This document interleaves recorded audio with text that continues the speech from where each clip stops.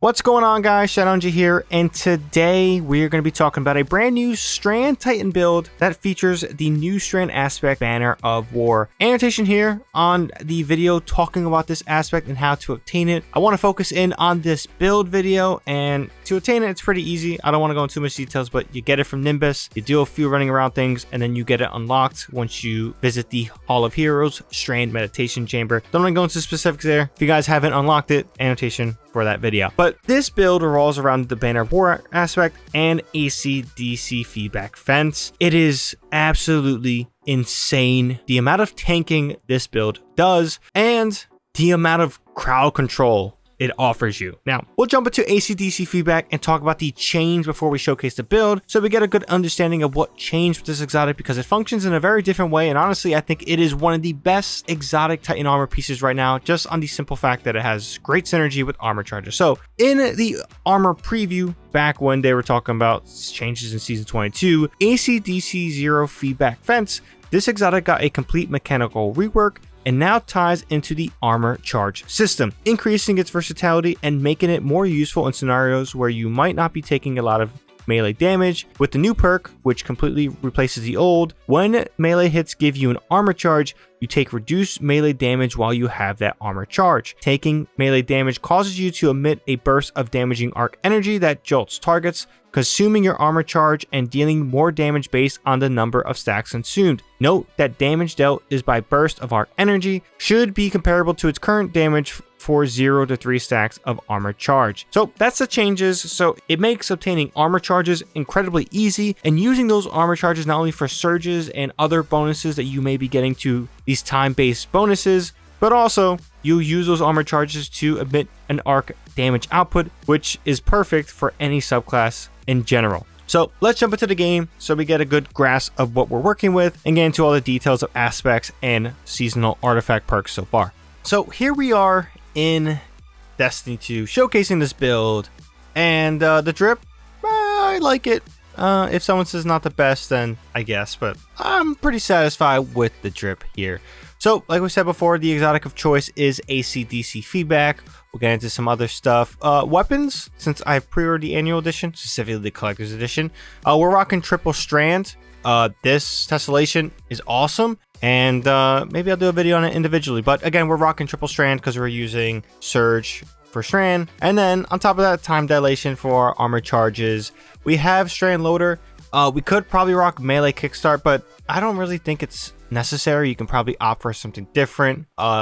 Yeah, when it comes to our chest piece, charge up for an extra stack, and then strand reserves to increase our strand ammo counts. But yeah, heavy ammo finder, strand siphon. If depending on your cards, heavy ammo finder might not be needed at all, because there's a card that rapidly defeating targets in Savathûn Spire and the Altars of Summoning actually gives you more heavy ammo, so you probably won't need this depending on what you're rocking. But let's get into the aspects and fragments for this build. So aspects we're using Into the Fray, basically destroying a tangle or casting your super grants woven mail for you and nearby enemies.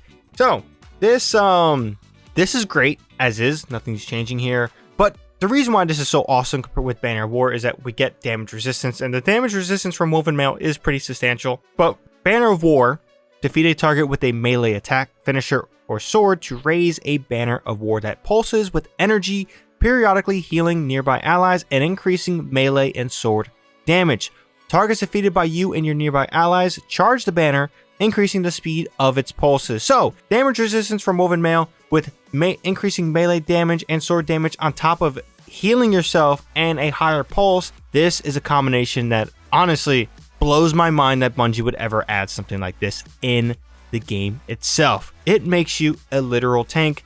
If you don't believe me, let's look at this clip. I am just eating. If you guys saw my video yesterday, you got a sneak peek of this, but yeah, you see here, I am absolutely eating with Banner of War and woven mail active. It is incredible what this does, especially when Banner of War is maxed out. It's basically a Well of Radiance, just mobile. It's pretty awesome. Now, when it comes to our grenades, we're using Shackle Grenades. We have no choice but to use Frenzy Blade. And then we're using the Towering Barricade. Now, one thing about Strand with the barricades is that when you cast these barricades, they would, depending on your aspect, specifically if you use Dredger's Lash. It would emit these suspending lashes out and suspend targets. You are sacrificing this, but honestly, that aspect ain't nothing compared to what you could do with damage resistance and just be an absolute tank with Banner of War. So fragments, we're rocking Thread of Fury, damaging targets with a Tangle grants melee energy. It goes with the ability of just meleeing things as much as possible, and since getting Strand Tangles is pretty common, especially depending on the route you go with a seasonal artifact mod, it can become ridiculous. Picking up an Overpower grants Woven Mail, which is kind of a no-brainer that you want to have. Thread of Propagation, powered melee final blows, grants your Strand weapons Unraveling Rounds. So again, doing melee focused stuff and Unraveling Rounds, even though seasonal artifact last year benefited these a ton, these are still remarkably powerful bonuses to these Strand weapons. And then we have Thread of Continuity, Suspend, Unravel, and Sever effects applied. 2 targets have increased duration. This is something I'm throwing on. This is one of the few aspects I think I can basically alter and change, since the whole purpose here isn't suspending.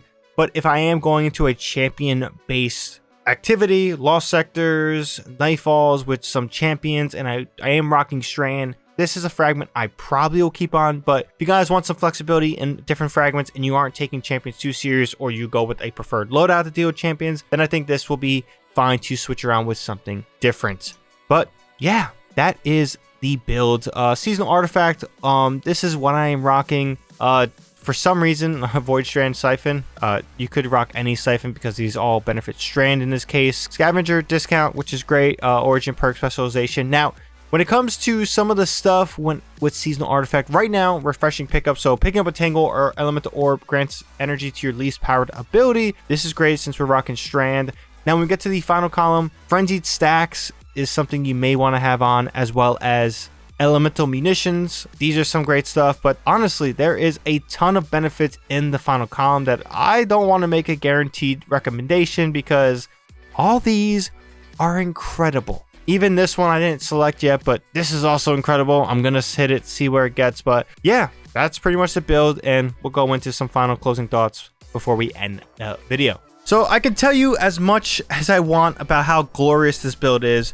You won't really see it firsthand unless you experience it yourself. Hopefully this video helped you with understanding the build, and there will be a dim link in the pinned comment section and maybe the description. I think I'll just do the pinned comment so you guys can use this for yourself. The only problem is right now, loadouts are disabled. They will be activated next week in a certain way. They just won't be able to pull from Vault. They just won't be able to pull from the Vault. So that's a little unfortunate. I recommend you guys use Dim if you haven't used it at all. It's a great tool. But yeah, this is something that I don't know if I can put down.